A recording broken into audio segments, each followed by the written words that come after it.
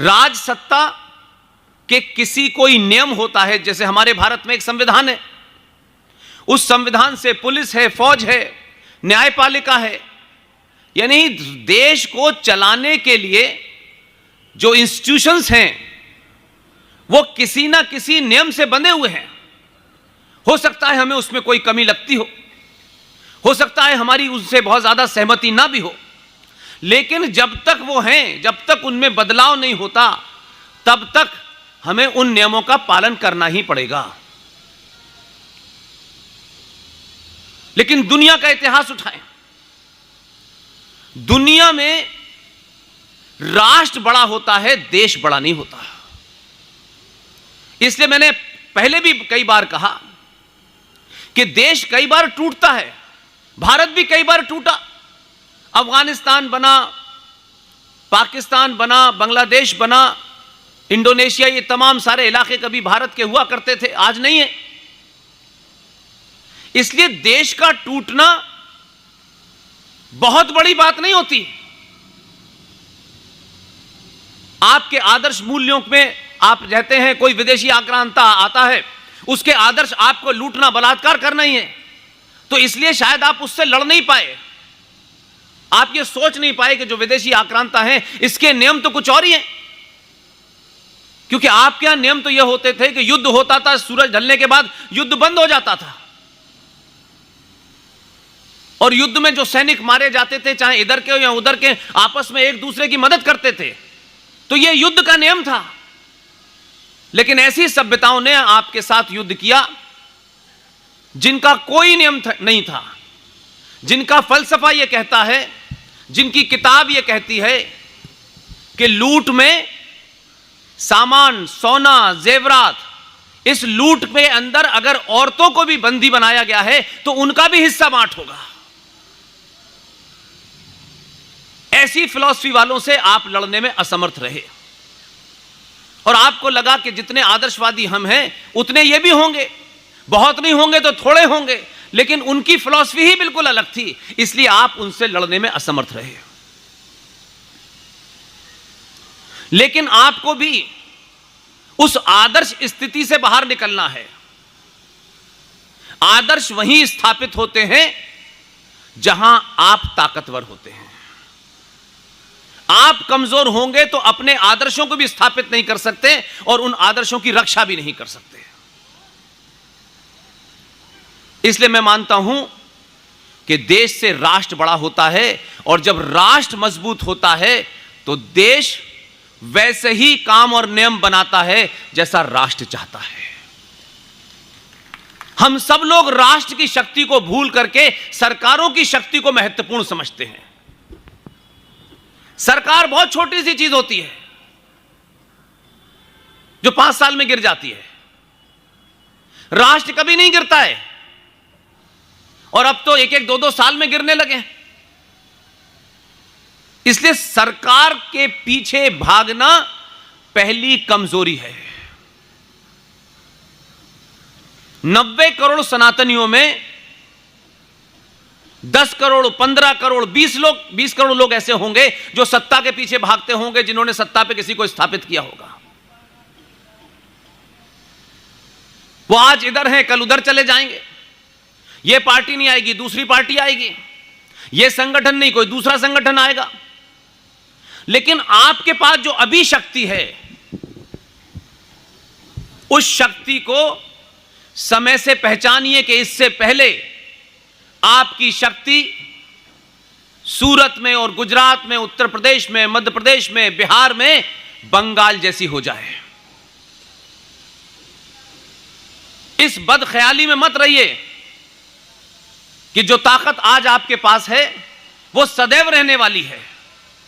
अगर आपने इस ताकत को आने वाली पीढ़ियों को मजबूत नहीं किया, ये कड़वा पटेल है, ये लौवा पटेल है, ये ब्राह्मण है और ये ठाकुर है, अगर आप इस जातिवादी कीचड़ से बाहर नहीं निकले तो आप दोबारा से वो होने में देर नहीं लगेगी जो 900 साल पहले हुआ था। जहां जहां ये हो रहा है वहां ये स्थिति है।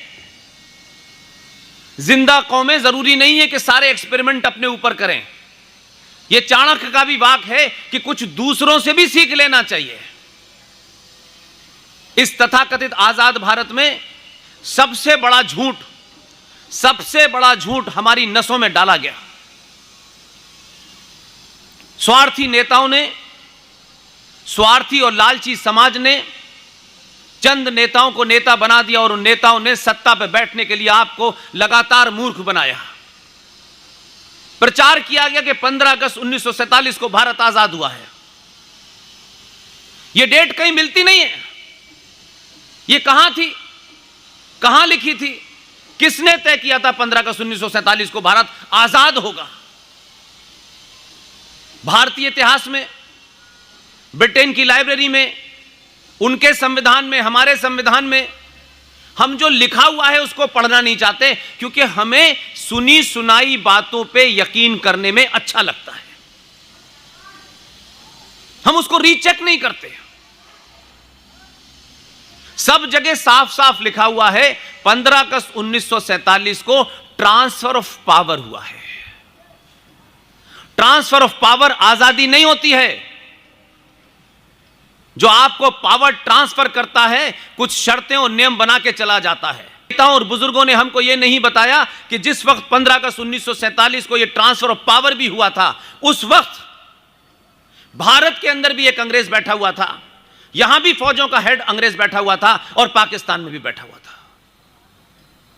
उसने जाने से पहले इतने कानून और नियम वो बनवा के गया है कि आज तक आप उसे एक ढो रहे हैं सर पे रखकर। 1948 में जब कबायलियों की शक्ल में पाकिस्तानी सेना कश्मीर में घुसी, उस वक्त भी वहां एक अंग्रेज बैठा हुआ था, फौज का कमांडर, और यहां भी बैठा हुआ था।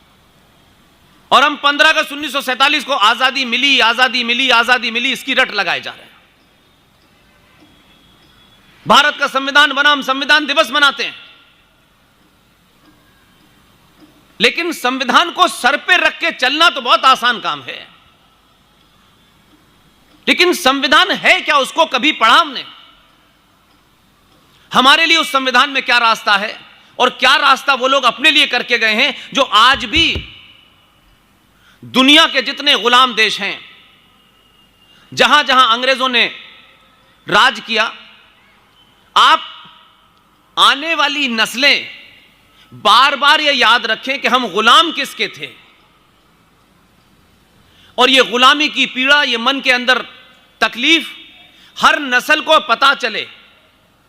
इसलिए सरकारों ने भी कोशिश नहीं की, और आपने सरकार सिर्फ इसलिए बनाई कि जीएसटी में छूट कितनी हो, इनकम टैक्स में छूट कितनी हो, पेट्रोल के पैसे कम हो जाएं, यह समाज उससे ऊपर उठा नहीं।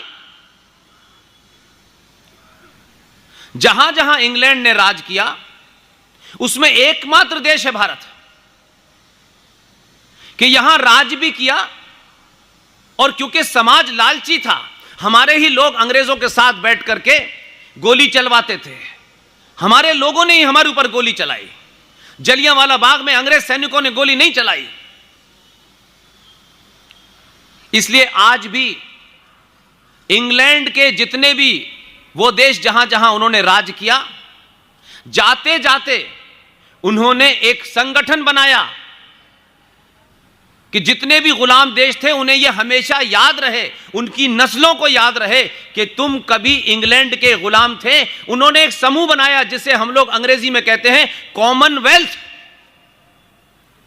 कॉमनवेल्थ कंट्रीज, ये उन कंट्रियों का, उन देशों का समूह है जो अंग्रेजों के गुलाम थे। आज भी उन देशों की जो सर्वोच्च सत्ता है वो इंग्लैंड की रानी है, और हम उसके सदस्य हैं।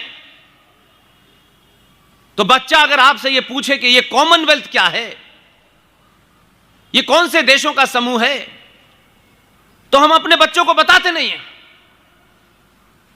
इसलिए आज भी गुलामों का जो एक समूह है, आप उस गुलाम के समूह के सबसे बड़े मुल्क हैं। इतनी बड़ी आबादी वाला कोई उसके अंदर देश नहीं है। इस पे चर्चा नहीं हुई, यह मांग कभी हमारे मैनिफेस्टो में नहीं आई, क्योंकि हम अपने निजी स्वार्थों से ऊपर नहीं उठे। इसलिए देश ये सरकार आ गई, वो सरकार आ गई, अब ये नहीं हो रहा, अब वो नहीं हो रहा। ये दुनिया में पहला देश है जहां मेजॉरिटी कम्युनिटी ये कहती हो, और ये कहते में उसको न पीड़ा होती है, न कुंठा होती है, न किसी इंफीरियरिटी कॉम्प्लेक्स का बोध होता है। 90 करोड़ समाज पूरी दुनिया में सुबह से शाम तक चिल्ला रहा है। सरकारें आपकी, संविधान आपका, पुलिस आपकी, सेना आपकी, और आप कहते हैं कि हमें समान नागरिक अधिकार चाहिए। समान नागरिक अधिकार की मांग अगर दुनिया में कोई करता है तो माइनॉरिटी करती है, जिन्हें मेजॉरिटी के बराबर के अधिकार चाहिए। लेकिन आपने 70 सालों में ऐसे नेताओं को, ऐसी व्यवस्था को मजबूत किया क्योंकि सबके निजी हित थे, सामूहिक हित था ही नहीं किसी का। इसलिए सरकारों ने आपको इतना बौना बना दिया है कि 90 करोड़ समाज इस देश में सबसे ज्यादा जीएसटी देगा, सबसे ज्यादा इनकम टैक्स देगा, संविधान को मानेगा, किसी भी प्रोटेस्ट में वो एक रिक्शे वाले तक को चोट नहीं पहुंचाएगा। लेकिन कुछ लोग ना जीएसटी देंगे, ना इनकम टैक्स देंगे, लेकिन रेलों में और बसों में आग लगा देंगे। और उनके अधिकार आपसे इतने ज्यादा हैं कि बहुसंख्यक समाज कह रहा है कि हमें जो माइनॉरिटी को, जो अल्पसंख्यक को अधिकार है, हमें उतने अधिकार दे दो। इससे बड़ी कायरता नहीं हो सकती। यह मांग करते वक्त हीन भावना का शिकार मुझे तो बहुत तकलीफ होती है।